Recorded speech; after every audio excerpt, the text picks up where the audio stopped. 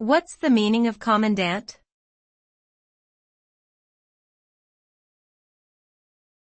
Commandant.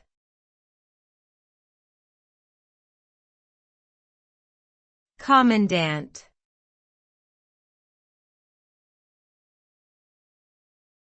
Commandant.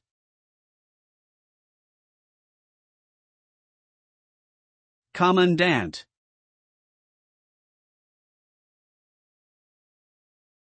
Commandant refers to the officer in charge of a particular military unit or a detention center.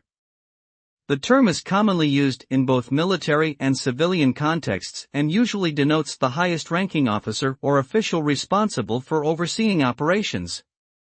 Commandants are typically responsible for ensuring that their units operate efficiently, following established protocols and regulations, and keeping their troops or detainees motivated and disciplined. They are also charged with making key decisions regarding strategy, training, resource allocation, and personnel management. Overall, the role of a commandant is critical to the success of any organization.